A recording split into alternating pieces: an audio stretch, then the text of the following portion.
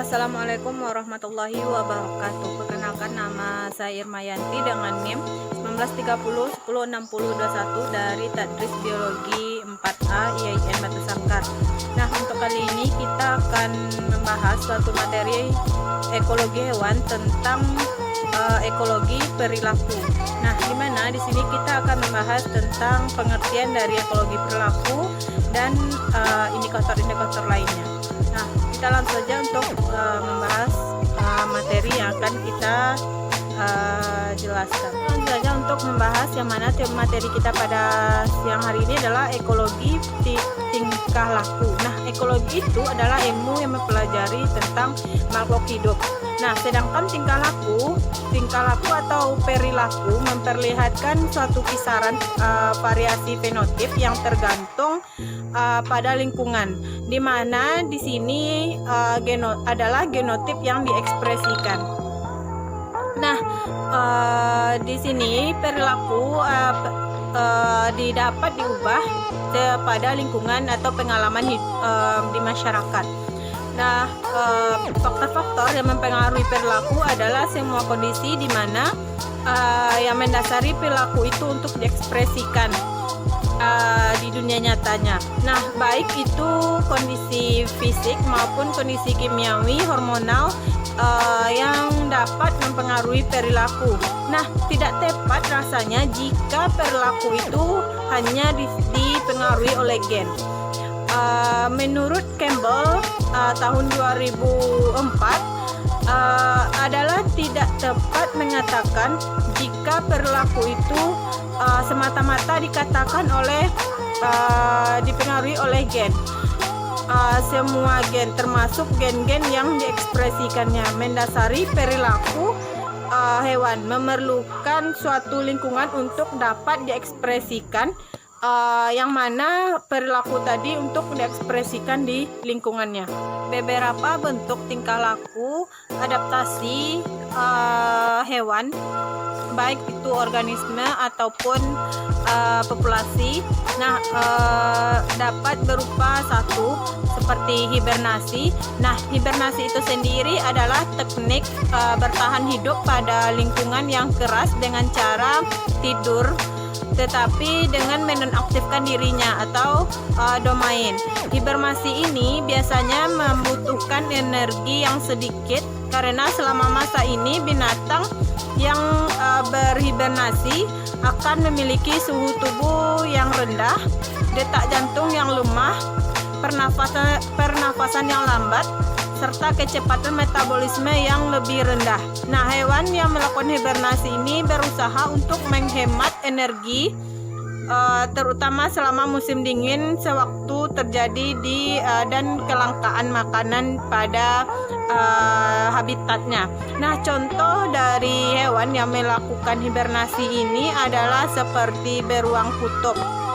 Nah, beruang kutub ini akan melakukan hibernasi apabila datangnya musim dingin atau musim salju untuk menghemat energi ataupun makanan yang berada di dalam dirinya. Nah, yang kedua, contoh tingkah laku atau perilaku hewan yang pertama adalah autotomi. Nah, autotomi ini sendiri adalah teknik bertahan hidup dengan cara mengorbankan salah satu bagian tubuh. Nah, autotomi adalah sebuah mekanisme pertahanan alami sejumlah hewan terhadap serangga atau predator yang ingin memangsanya. Nah, hewan yang memiliki kemampuan autotomi memungkinkannya untuk dapat melepaskan diri dari serangan predator. Nah, hewan ini mengecoh predator dengan mengorbankan sedikit atau bagian dari tubuhnya untuk bisa meloloskan diri dari predator tersebut. Nah, contoh hewan yang dapat melakukan autotomi ini adalah seperti cicak, yang mana dia bisa memutuskan ekornya untuk menyelamatkan diri dari predator yang ingin memangsanya. Hewan lain yang dapat melakukan autotomi adalah seperti cumi-cumi, gurita, bintang laut, kepiting, dan sebagainya. Nah, hewan-hewan yang melakukan autotomi akan kehilangan bagian tubuh mereka tersebut untuk waktu yang cukup lumayan lama. Nah, bagian tubuh itu akan tumbuh kembali dan seperti sedia kala.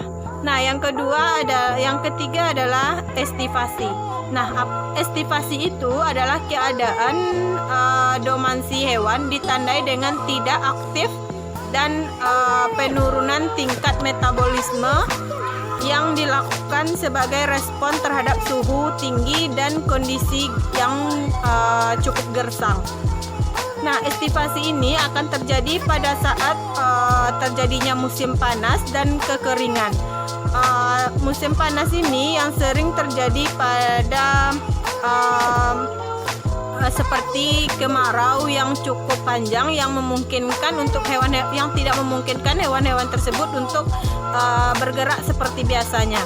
Nah, estivasi ini mirip dengan hibernasi, namun hibernasi disebabkan oleh kondisi udara yang dingin, sementara estivasi ini disebabkan oleh kondisi udara yang sangat panas. Nah, umumnya estivasi ini diikuti dengan pergerakan ke tempat yang lebih lembab seperti di bawah lumpur atau di dalam tanah. Nah, hewan yang dapat invertebrata dan vertebrata ini dapat melakukan estivasi ini untuk menghindari kerusakan tubuh akibat suhu yang sangat tinggi dan risiko pengeringan. Nah, hewan dari darat maupun air dapat melakukan estivasi. Nah, contoh hewan yang dapat melakukan estivasi ini adalah seperti buaya. Nah, buaya ini akan melakukan estivasi pada musim kemarau atau terjadinya kekeringan atau kekurangan air, sehingga pergerakan dari tubuhnya itu akan melambat, baik itu detak jantung maupun pernafasan. Yang selanjutnya ada diumal dan nokturnal. Nah, diumal ini adalah ketika suatu organisme tetap aktif selama siang hari. Organisme ini dikenal sebagai organisme diumal cahaya dan panas. Pada siang hari menjadi kondisi fisik utama yang mendukung organisme ini. Sedangkan nokturnal adalah kata sifat yang digunakan untuk menggambarkan organisme yang aktif pada malam hari. Nah, biasanya hewan yang aktif pada malam hari ini digambarkan sebagai hewan nokturnal, tetapi ada banyak jenis tumbuhan yang menunjukkan perilaku ini juga.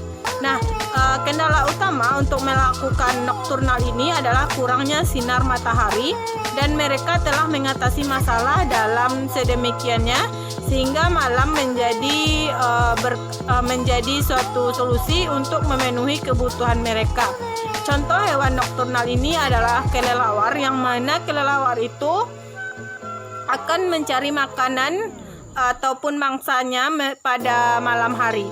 Nah, sedangkan contoh hewan diumal adalah seperti hewan ruminansia, sapi, kerbau, maupun hewan-hewan yang menggunakan siang sebagai suatu kondisi fisik untuk memenuhi kebutuhan tubuhnya. Oke, itulah materi kita pada siang hari ini. Atas kekurangan saya ucapkan mohon maaf. Nah, saya akhiri dengan Assalamualaikum warahmatullahi wabarakatuh.